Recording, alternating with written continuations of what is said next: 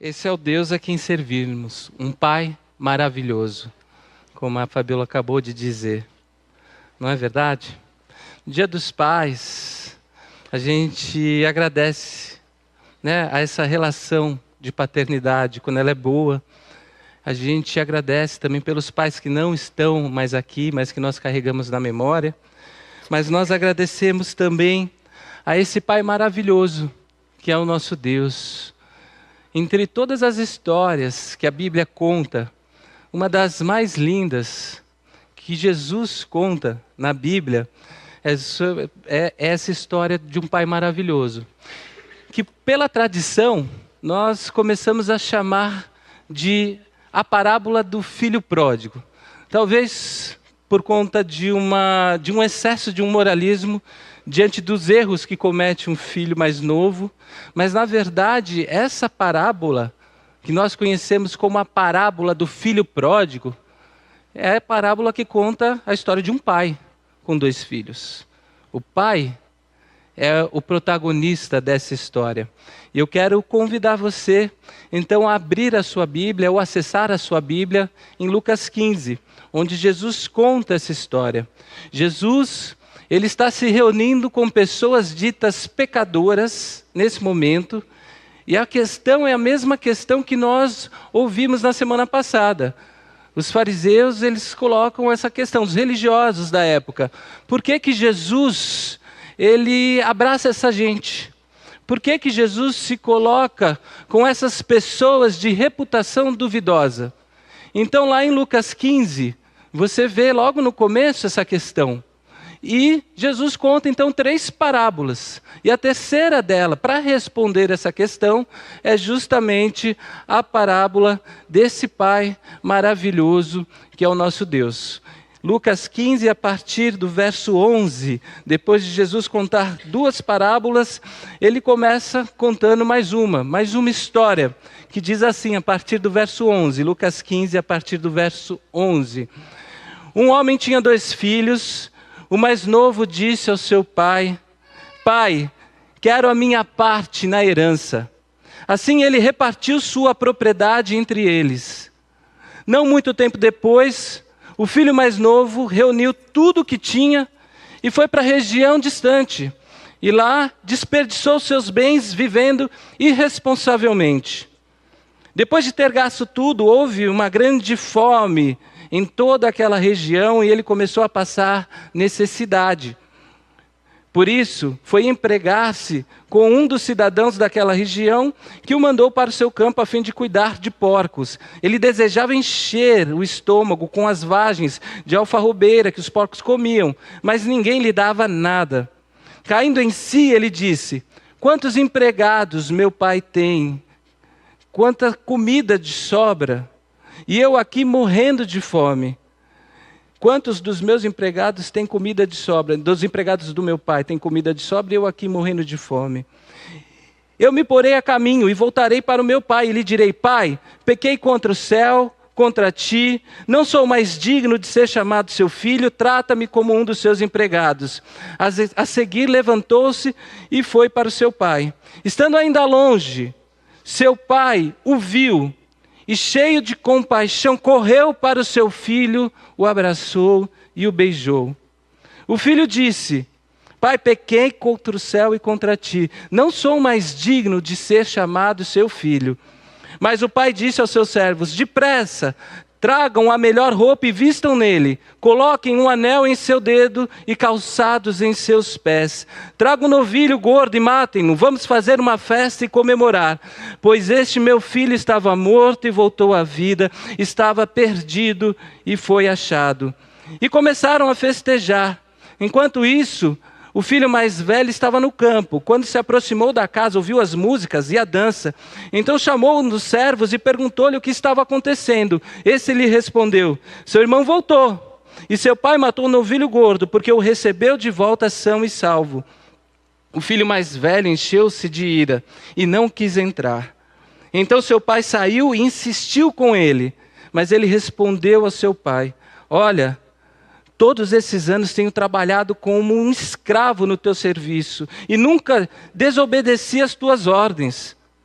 mas tu nunca me deste nenhum cabrito para que eu pudesse festejar com os meus amigos.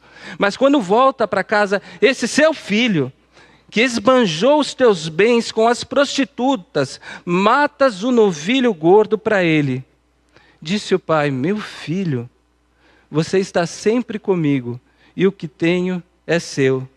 Mas nós tínhamos que comemorar e alegrar-nos, porque este seu irmão estava morto e voltou à vida, estava perdido e foi encontrado. Vamos orar?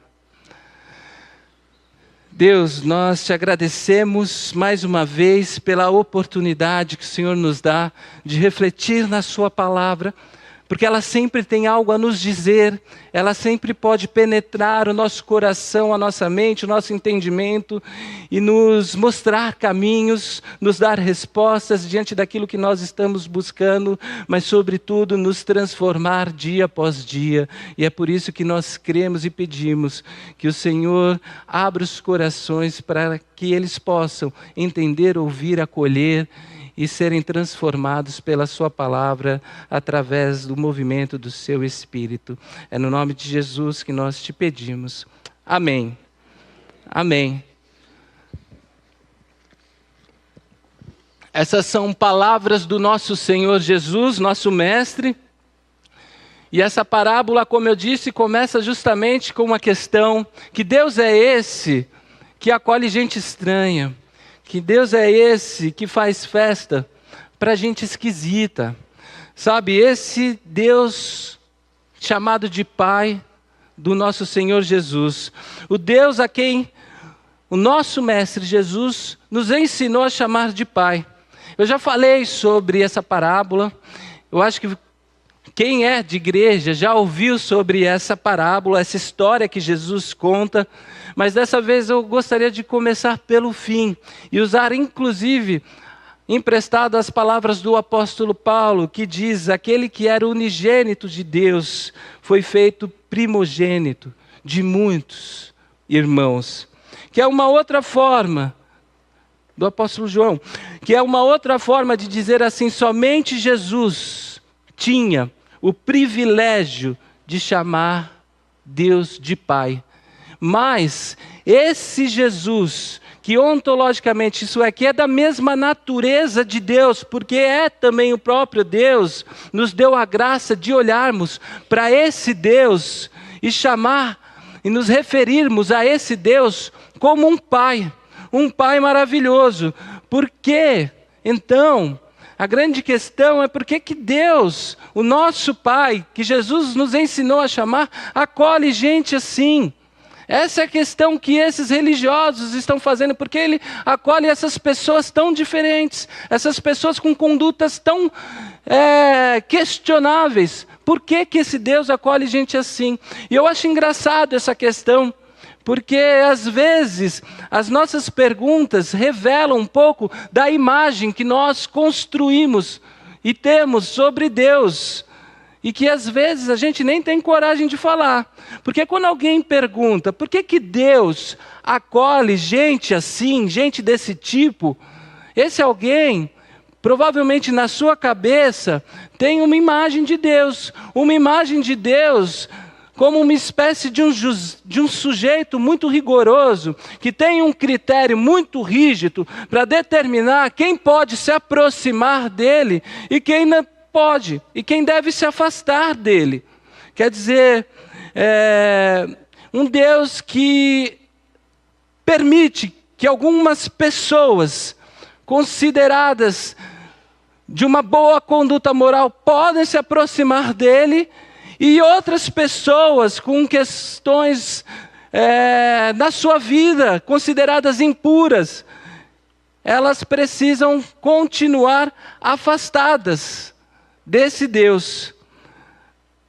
Essas não teriam, assim, acesso à sua presença. Vejam que a gente está falando aqui de uma coisa que é considerada na religião, sobre aquilo que é sagrado e aquilo que é profano.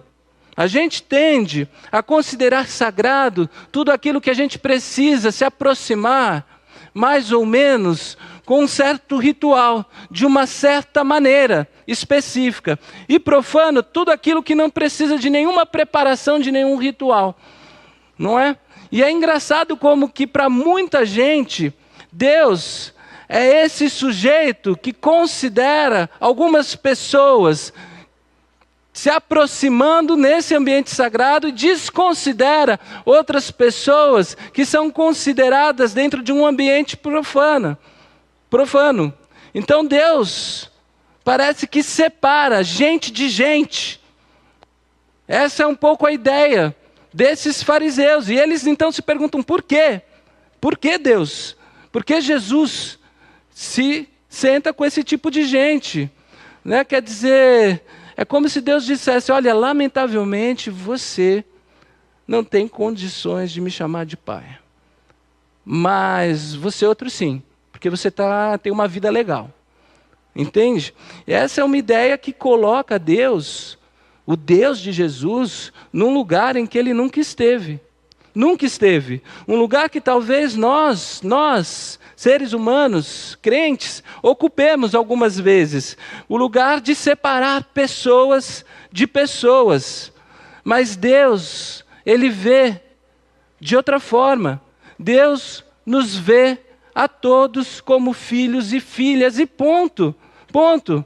E seja qual for a nossa história, seja qual for a história do filho rebelde que sai de casa e rompe com Deus, seja a nossa história, a história desse filho que permanece ali achando que está honrando a Deus, mas que trata Deus como se Deus fosse um chefe e ele fosse um empregado, como um patrão. Ele trata Deus como um patrão. Seja qual for a nossa história, a história desse moço mais novo, desse moço mais velho, o fato é que todos nós, Jesus está dizendo, somos filhos e filhas de Deus, todos. Então a história diz aqui, essa parábola, que um homem tem 2 filhos. E certa vez o mais jovem, ele vai então até o seu pai, dizendo assim, pai, eu quero a minha parte na herança.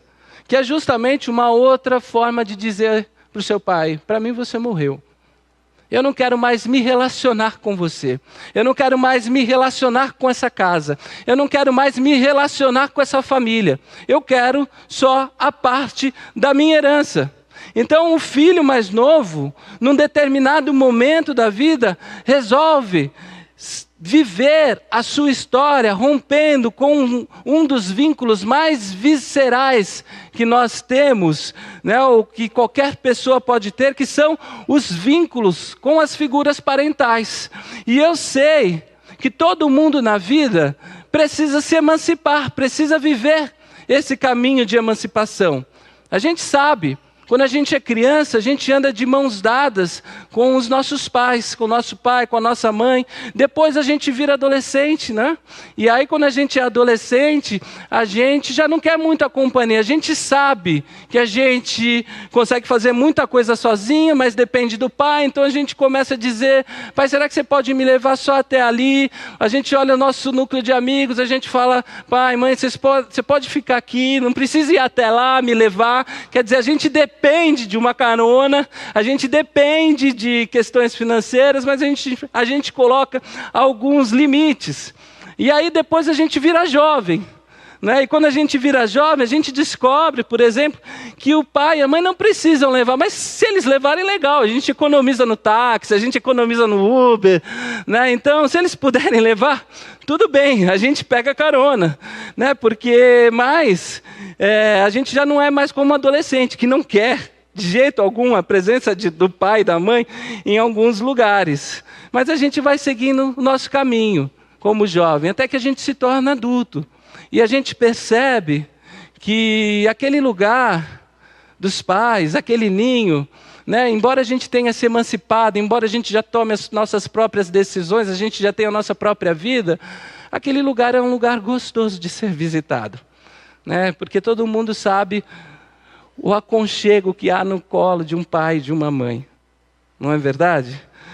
Porque depois desse ímpeto de eu estou sozinho, eu vivo sozinho, eu não preciso de ninguém. Cai a ficha que esse lugar que a gente pode revisitar do pai e da mãe é um lugar que pelo menos deveria ser seguro, né? E a gente, mesmo como adulto, a gente faz algumas visitas. Tem gente que até volta para o ninho, né? Então, por quê?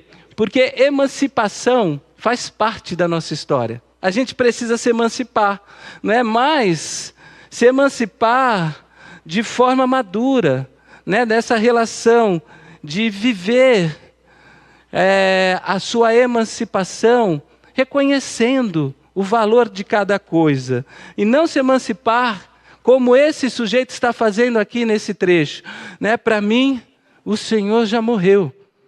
Esse jovem não é um jovem que está se emancipando em uma jornada madura da sua vida. Esse jovem é um jovem que está assumindo uma postura absolutamente insana. Ele está dizendo, eu não quero mais o Senhor. Pai, me dá a parte que me cabe da herança. Eu não quero mais viver aqui. E o pai, então, surpreendentemente, consente ao pedido. Ele recebe essa fala, ele permite ser aviltado no profundo da sua alma, faz os cálculos da herança e ele dá ao menino mais moço o que ele pede. E diz, vai, seja feliz, você quer, vá. E esse menino vai, com muito dinheiro no bolso, numa saúde que é uma saúde para dar e vender, não é? E faz com que muita gente, faz o que muita gente faz quando tem dinheiro no bolso. Vive de forma, como diz o texto, irresponsável, achando que esse dinheiro nunca vai acabar. Não é a história de todo mundo, mas é a história de algumas pessoas, não é? Você consegue um negócio, às vezes nem é um negócio tão grande, né? Mas que você acha que te dá uma certa estabilidade. Você tem um status, você ganha conotação social, você vê portas se abrindo, né? E aí você dá uma virada na cabeça. E que coisa louca, né? E de repente, você acha que é o dono do mundo. E você vai construindo caminhos, e você vai dizendo aquilo que você não deveria dizer. Você vai rompendo relações que você não deveria romper, joga tudo para o alto. E vai viver a vida achando que esse negócio nunca vai acabar. Não é a história de todo mundo. Mas provavelmente todo mundo aqui conhece alguém que viveu uma história assim. É possível, pelo menos. Esse jovem é o retrato dessa pessoa que rompe com o pai e vai viver, então, a sua vida do jeito que bem entender. Utiliza os seus recursos de forma irresponsável e, em determinado momento, porque o mundo dá voltas, o mundo capota, como dizem, né? Ele diz, o que eu estou fazendo aqui? Eu perdi tudo. Eu perdi tudo. O que eu fiz com a minha vida, lá no fundo do poço, agora porque o mundo virou, a situação virou. Ele está na lama, disputando comida com os porcos. Ele diz, o que eu fiz da minha vida? Que buraco é esse que eu me meti? Eu estou disputando nessa fazenda comidas com esses porcos, numa terra distante, vivendo inclusive de favor. E meu pai, lá na casa dele tem uma fazenda. Meu pai tem terras, meu pai tem funcionários que trabalham para ele. Funcionários que inclusive recebem dele. E eu estou nesse buraco existencial, aqui no fundo do mundo, no fim do mundo, né? E de repente, esse sujeito tem uma iluminação. Os franceses chamam de declique, um clique na consciência, sabe? Quer dizer, esse clique não é uma coisa ruim, nem uma coisa vergonhosa para a gente. Talvez esse clique é uma das maiores oportunidades que a gente tem quando a gente se vê em situação assim, quando a gente se encontra disputando comidas entre os porcos. Porque é um lugar que a gente conhece. Todo mundo aqui já passou por essa experiência de ter feito alguma coisa, de ter abandonado alguma coisa que não deveria. Sabe, todo mundo já passou por essa experiência. Pode ser num cenário maior de ter cometido uma besteira muito grande, sabe? Ou pode ser, às vezes, uma palavra equivocada que você deu, numa conversa, às vezes pequena. Todo mundo já passou por essa experiência de ter feito uma besteira. Então, essa experiência não é uma experiência vergonhosa, como eu disse, mas é uma experiência maravilhosa que pode acontecer com alguém quando vem esse clique, essa iluminação na consciência. Quando a gente olha e diz assim, caraca, que foi que eu fiz? Como isso aconteceu? Sabe? É quando a sua consciência se desperta e permite que você faça o caminho de volta para casa, sendo o que for a casa na sua história. Né? Então, esse clique na consciência, às vezes fundo do poço, coisa que acontece. Ninguém pode atacar ninguém aqui. Né? Como disse Jesus, aquele que nunca errou, que jogue a primeira pedra. Né? Então, todo mundo já foi para esse lugar que esse rapaz se encontra. Mas nem todo mundo tem a coragem, a humildade e a força de dizer, quando se vê errado, e dizer, está errado. Não era para eu ficar aqui, não era para eu estar aqui. Esse lugar não é para mim. E aí nessa hora que dá um clique na consciência, é engraçado porque tem uma espécie de luta interna que a gente vive, quando a gente chega nesse clique assim. Porque a gente começa a dizer, eu vou lá e peço desculpa, ou eu não vou e não peço. Sabe? Eu banco esse negócio, finge que está tudo certo e vou ficar aqui até o fim. Ou eu volto, converso, peço perdão e assumo as consequências daquilo que eu fiz. A gente vive isso nas nossas relações humanas, a gente vive isso nas nossas relações familiares, mas a gente vive isso também na nossa relação com Deus. Com Deus. É engraçado como às vezes a gente tenta bancar algumas coisas que a gente não precisa. A gente finge que está num lugar maravilhoso, quando na verdade a gente está disputando comidas com porcos. E você então está lá, no pior lugar do mundo, você não entendia isso antes, mas agora você entende, porque você teve esse clique na consciência, é o pior lugar do mundo para você estar, mas você continua bancando. Dizendo para os outros, que maravilha isso aqui. Essa comida de hoje, deliciosa. Sabe, você está lá disputando com os porcos e está dizendo isso. Então, meu irmão, minha irmã, não disputa não. Não disputa não. Sabe, se você teve esse clique na consciência, faz o caminho de volta. Faz o caminho de volta. Quando a sua consciência acusar, e você se lembrar, não era para eu ter feito isso, não era para eu ter caminhado desse jeito, não era para eu ter dito isso, sabe? Tem um percurso de volta que pode ser retomado.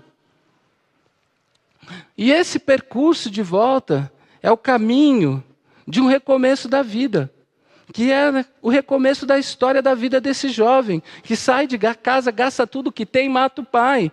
É o caminho, mas é o caminho também de uma insegurança e de dúvidas, né? Porque quando a gente decide voltar, ou quando a gente pensa em voltar, a gente pensa assim, mas e se fulano não me receber? E se eu voltar e fulano começar a jogar na minha cara tudo que eu fiz, tudo que eu falei? Eu vou ter que ouvir? Eu não estou disposto a ouvir, né? E se eu fizer esse caminho e aquela porta não estiver mais aberta? Se meu pai não quiser mais saber de mim? Esse percurso do clique, até o lugar onde a gente tem que voltar, é um percurso muito angustiante por vezes. Porque a gente não consegue garantir que quando a gente chegar lá, as coisas serão como nós gostaríamos que elas fossem. Pelo menos nas nossas relações humanas. Mas o que Jesus está dizendo é outra história. Jesus está dizendo, ouçam, prestem atenção nessa história. Porque Jesus está dizendo, com Deus é diferente. Com Deus, a porta sempre vai estar aberta. É isso que Jesus está contando na parábola.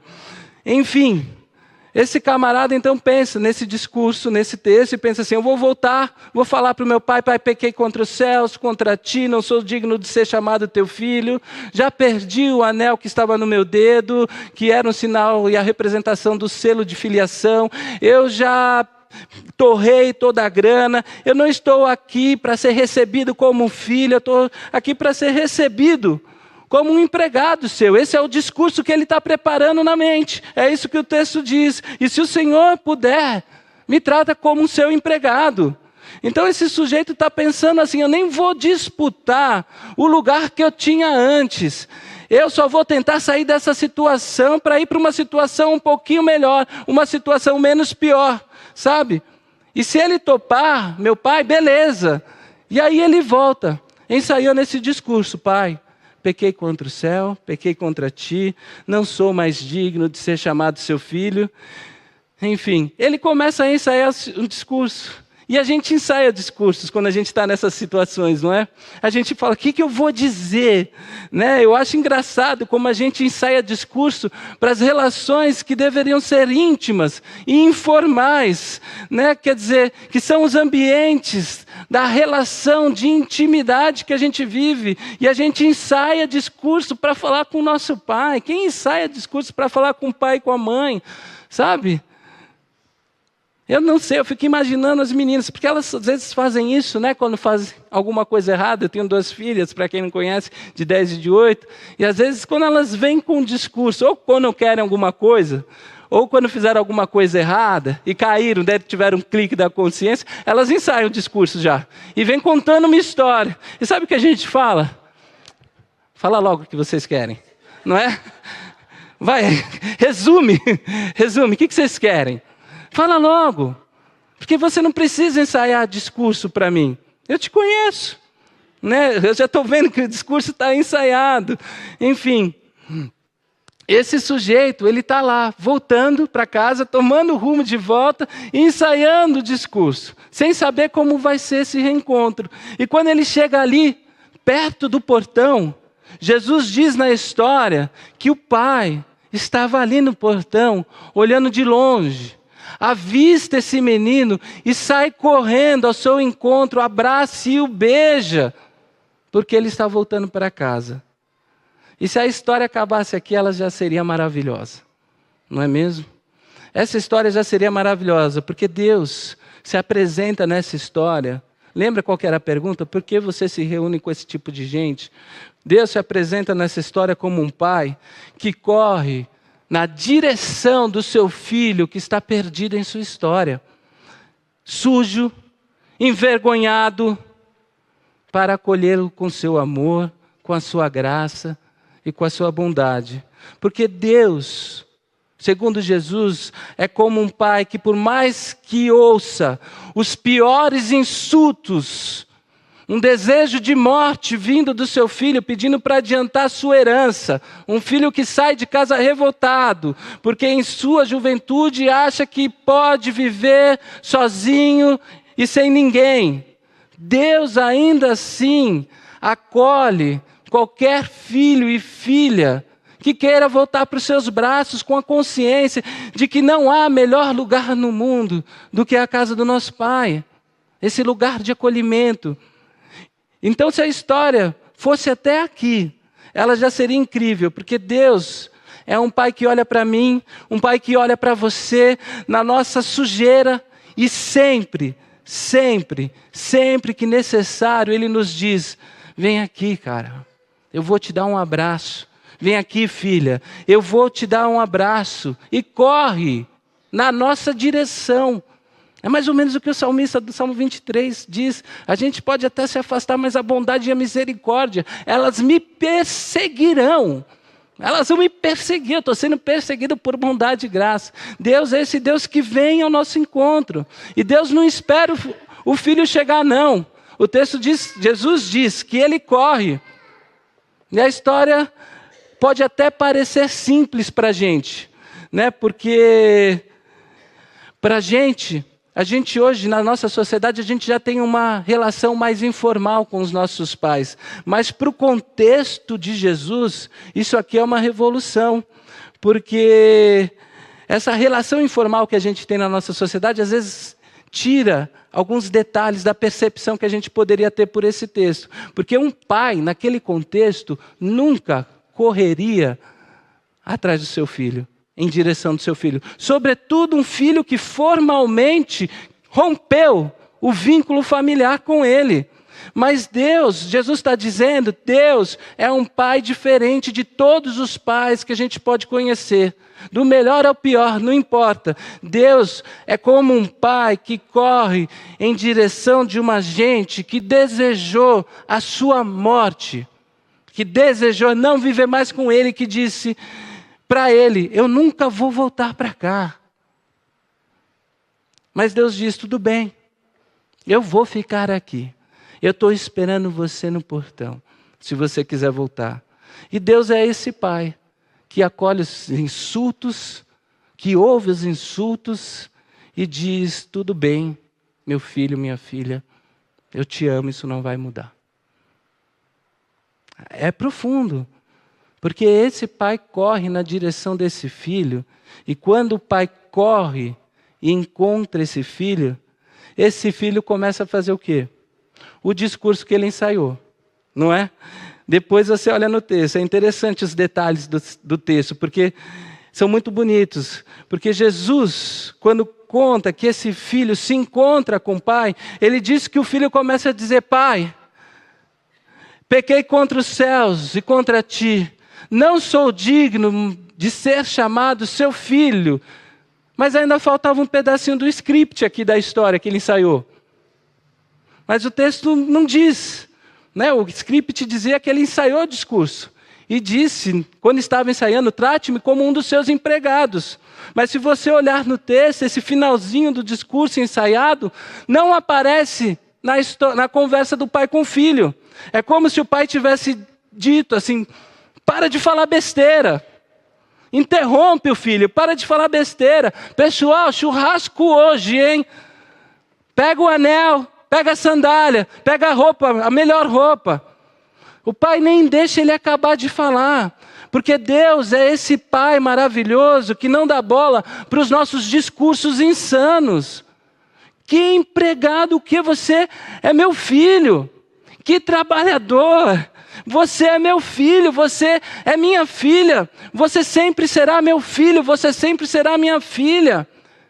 Você está entendendo que a gente é uma família? Você não entendeu ainda que aconteça o que acontecer? A gente é uma família. E eu acho que às vezes essa é uma ficha que não cai na nossa cabeça, porque acontece o que acontecer. Jesus está dizendo que nós fazemos parte de uma família. Fale o que você disser a Deus, sabe, nos seus impulsos, nos seus rompantes de raiva, na sua revolta, nas suas frustrações, nas suas angústias. A gente é uma família, Deus está dizendo. Diga o que você quiser dizer a Deus no momento em que você está frustrado por uma oração que Ele não respondeu do jeito que você queria. A gente é uma família. Porque Deus sempre será o nosso Pai. Ele sempre será o nosso Pai. Então esse pai acolhe esse filho e diz para os seus camaradas, para os seus empregados, acenderem a churrasqueira, porque hoje nós vamos matar um novilho gordo. O que é muito interessante, porque o novilho gordo, nessa época, só era morto para uma festa de uma vila. Para uma festa familiar, se matava um cordeiro, que era proporcional para ser ali um alimento da família. Mas ele diz assim em algumas versões, mate um bezerro, porque a gente vai fazer um churrasco. E o churrasco é para a vila toda, porque a festa de um filho que volta para a casa do seu pai é uma festa que tem que ser comemorada por toda a comunidade. É ou não é? É verdade. Então, quando a gente ouve assim, fulano entendeu ou começou a entender novamente que Deus o ama, a gente faz festa, não faz?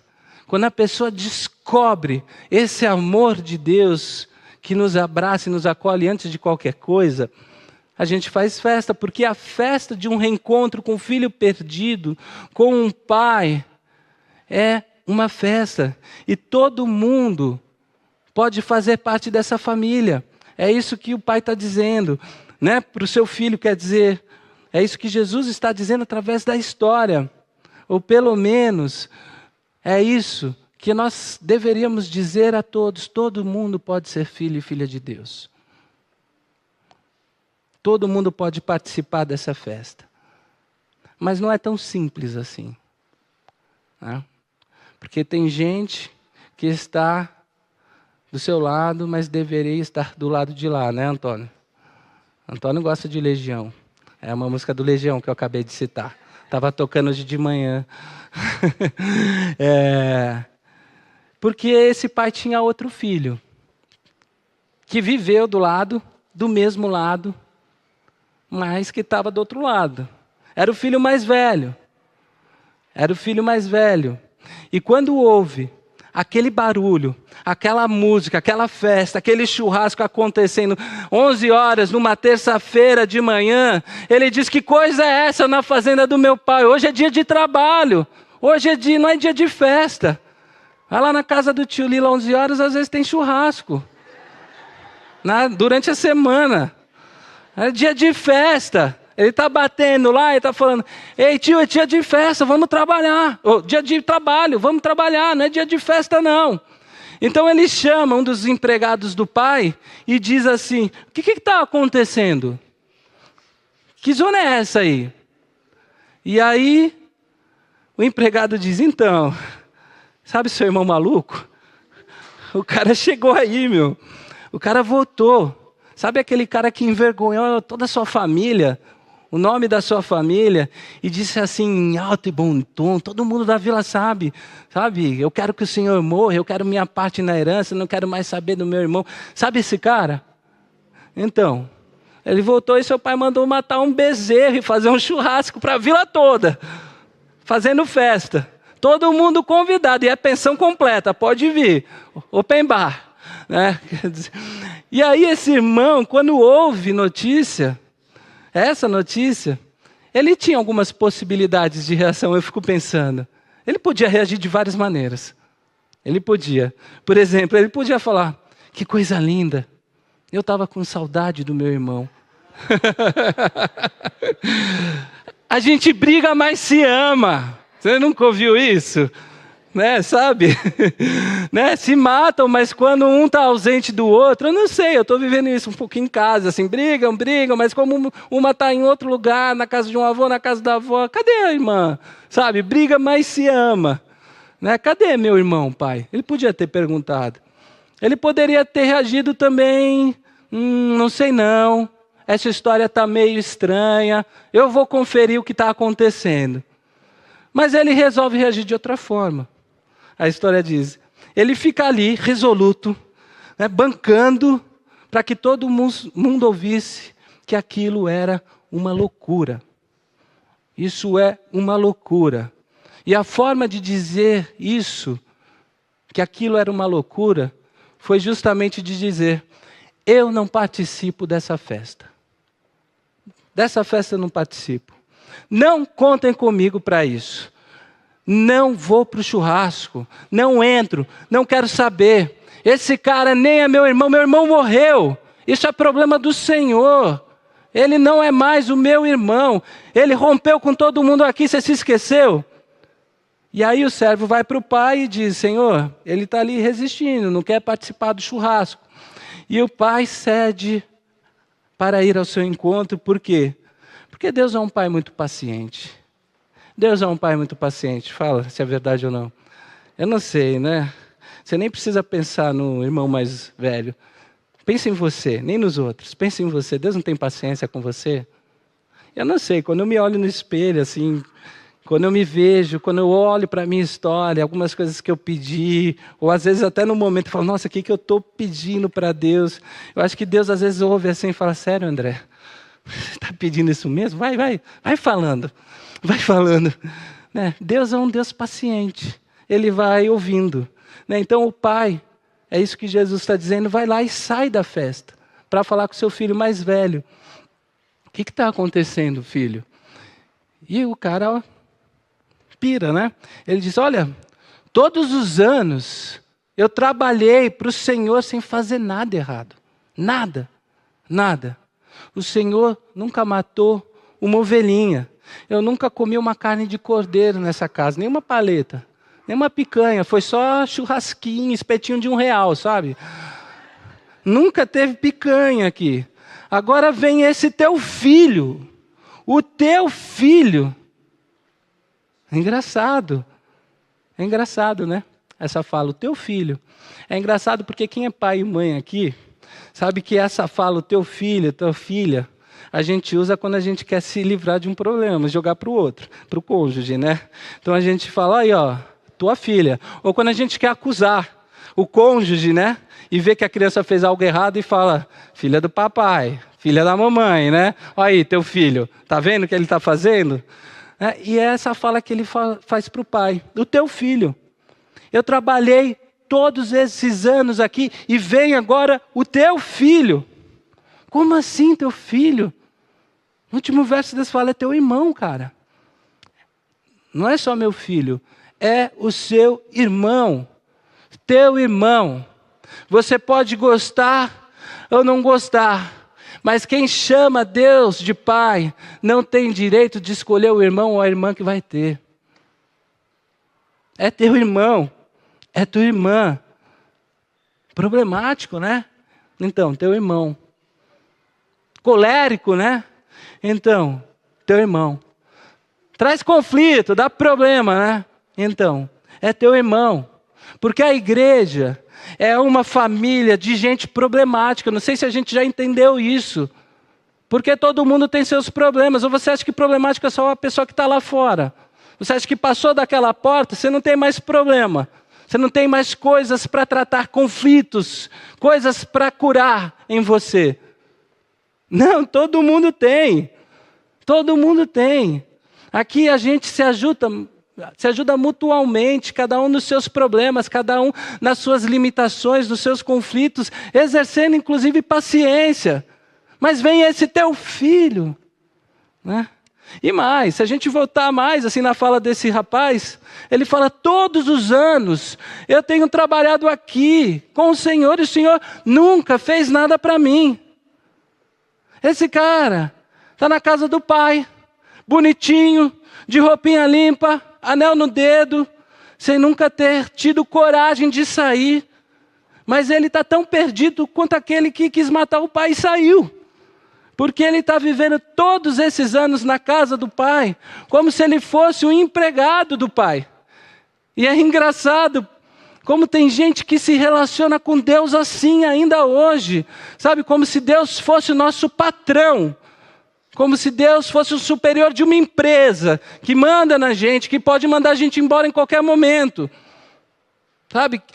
Tem gente que acha que estará bem com Deus somente se prestar serviço para Deus. Que acha que viver uma espiritualidade sadia é se dedicar, por exemplo, às agendas eclesiásticas para depois, na hora das orações, sabe, ter um instrumento de barganha para dizer, Senhor, me ajuda, vai. O Senhor sabe que eu tinha praia marcada nesse final de semana, mas eu fui lá no encontro das mulheres. O Senhor sabe que eu tinha uma viagem com os amigos, mas estava lá fazendo café da manhã para os pais. Você sabe. Então, vamos barganhar aí. Vamos considerar. Tem gente que vive assim, com Deus. Essa mentalidade religiosa de barganha com Deus. E com Deus não tem barganha. Todos esses anos ele fala, veja, eu tenho trabalhado aqui para o Senhor, aí vem esse teu filho. Esse teu filho, e o pai pacientemente diz, filho, dá para entender uma coisa? Tudo que eu tenho é teu. Tudo que eu tenho é teu. Isso aqui é nosso. Você não está trabalhando para mim, não. Esse mundo é a nossa casa. A reconstrução do mundo pelo Evangelho É para que a gente viva bem, todo mundo. Não é porque eu quero, é porque você vai ser melhor para você. É nosso. A gente que cuida disso aqui, você não é um empregado. Você é meu filho, eu te amo. Para de pensar assim, para de agir assim, para de caminhar como se Deus fosse o nosso patrão, para de agir. O pai está dizendo para o filho como se eu fosse o seu capitão, seu superior do exército. Porque lá tem uma hierarquia que precisa ser respeitada, né, Bruno? Precisa, né? Mas ele é nosso pai, ele está dizendo. Ele é nosso pai, é diferente a relação. Porque eu não sei, e aqui eu não estou dizendo que tem que desrespeitar. Eu só estou dizendo que a relação é diferente. É de pai, é de amor. É de pai, é de amor. Porque eu não sei o que acontece no nosso imaginário religioso, e religioso cristão, mas também de outras religiões, mas de religioso cristão, é que muita gente acha que viver uma vida com Deus, ou viver uma vida com transcendente, em reverência, é viver uma vida formal se sacrificando, com medo, como se Deus fosse nos punir a qualquer momento, ou como se nós tivéssemos que fazer algo para que Deus nos respondesse em retorno em relação aos nossos desejos. Para com isso. Deus não é alguém que a gente impressiona, a gente não impressiona a Deus, meu irmão, minha irmã. Se livra disso. Deus, inclusive, faz festa com a gente. Quando a gente entende o amor dele, volta para o lugar que é ao lado dele. Ele faz festa. A única forma da gente viver uma religião leve, um cristianismo mais leve, é a gente entender que Deus não é o nosso patrão. Ele é superior porque é Deus, ele é superior porque é Deus, mas ele se coloca no lugar do nosso Pai. E isso representa muito, muito. Qualquer diferença com qualquer outro Deus de qualquer outra religião. Ele é Pai. Porque eu não sei o que acontece no imaginário religioso. Eu não sei. Mas é ruim. É ruim. E é isso que representa esse irmão mais velho, que nunca teve coragem de sair como o mais novo, talvez, e aqui é só especulação, porque talvez ele tivesse tido o mesmo desejo do filho mais jovem, sabe? Mas é um ressentido. Não teve coragem de ir, faltou coragem. Os dois estavam perdidos. Não estou falando que ele tinha que ir, os dois estavam perdidos. Essa é a questão. E os dois estavam perdidos porque nenhum dos dois conhecia o pai que tinha. Nenhum dos dois. O jovem pensou que ele não seria acolhido. O mais velho pensou que o pai era um patrão. Sabe? O mais jovem foi pelo menos mais corajoso, colocou para fora o que sentia e foi. Mas voltou. E voltou. E aqui que é a parte importante da história. Porque o negócio não é para onde a gente já foi. Não é por onde a gente caminhou. Se a gente corre para lá e se perde aqui, se perde lá. O negócio é a gente entender que em Deus a gente tem sempre essa possibilidade de viver essa paternidade que está para além de toda a paternidade que a gente já conheceu. Deus é como um pai que ouve insultos, que é incompreendido, que quando a gente está no nosso secreto a gente ignora, que nos deixa emancipar da forma mais esquisita, porque aceita, inclusive, a loucura de quem diz: me deixa aí, eu não quero mais saber de você. Mas que no final está sempre disposto a conversar com a gente no portão, para nos lembrar dessa verdade maravilhosa, seja qual for a nossa história.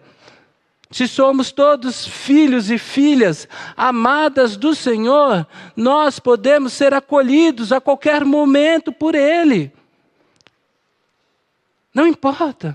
Eu me lembro uma vez de estar conversando com uma pessoa que ela mesma julgava o seu comportamento questionável.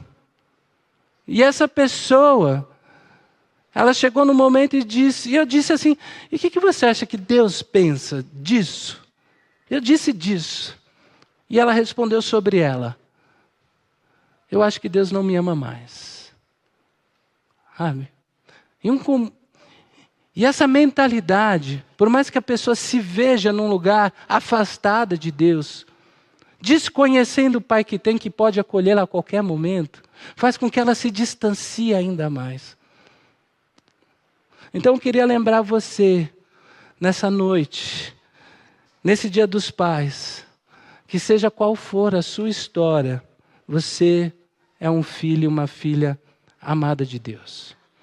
É isso que a parábola diz.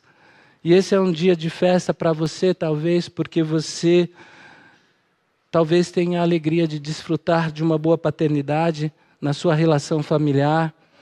E eu acho que você deve, como você talvez tenha feito, celebrar sim esse dia, mas sabendo que para além das experiências humanas, essa relação com Deus e Pai do nosso Senhor Jesus Cristo, nessa relação você tem a possibilidade de desfrutar uma dimensão ainda melhor e maior do que significa estar nos braços de alguém que vive para nos acolher e nos proteger e que vem ao nosso encontro sempre que a gente olha para o portão. As portas sempre estão abertas. E se por acaso você não tem essa experiência, ou não teve, de viver a paternidade nessas dimensões, reconhecendo esse lugar como um ambiente seguro e saudável, e tendo a alegria de dizer obrigado, Senhor, pelo pai que eu tive, pelo pai que eu tenho, porque lamentavelmente essa não é a experiência de todo mundo. A gente ouviu aqui pela manhã, pela Camila, dizendo que algumas crianças não quiseram escrever bilhetes para os seus pais, né? A experiência, sabe, se você não tem e não teve a experiência de dar graças pelo pai que tem, eu queria lembrar você, nesse dia também, que pode ser um dia de celebração, porque para além de todas as experiências aqui humanas, a boa notícia é que a gente faz parte de uma família da qual a gente nunca vai sair, porque a gente tem um pai, acima de todos os pais aqui representados, que nos acolhe independentemente da nossa história. Porque mesmo que a gente rompa com a instituição, igreja eu não aconselho, porque nunca é saudável, mas mesmo que a gente deixe tudo para trás e resolva viver a nossa vida do nosso próprio jeito, é isso que Jesus está dizendo. Mesmo que isso aconteça, a gente sempre vai ter a graça e a oportunidade de, num clique, se lembrar: ué, eu tenho um pai para quem eu posso voltar de braços abertos, que não me julga. Talvez as pessoas me julguem, meu pai não. Perdido lá fora, ou perdido dentro de casa, como esse irmão mais velho, o pai, ele está sempre pronto para nos acolher pacientemente, amorosamente, fazendo festa para mim e para você, por cada irmão e cada irmã que descobre que há um lugar vago na mesa desse pai para todos nós. Feliz Dia dos Pais para todos os pais, mas feliz dia para a gente também, para a gente que pode olhar e dizer: obrigado, Senhor. Obrigado por ser esse pai maravilhoso. Esse pai maravilhoso. E que a gente possa olhar para as pessoas à nossa volta, porque esse não é um privilégio só nosso, não, mas para todo mundo. É o que Jesus responde com a questão: por que você se senta e se reúne com essas pessoas? E ele conta essa história, porque o pai dessas pessoas, que é o pai do irmão mais velho, representado pelos religiosos que fazem a pergunta, é um pai maravilhoso. Ele está sempre pronto para acolher todas as pessoas. Amém?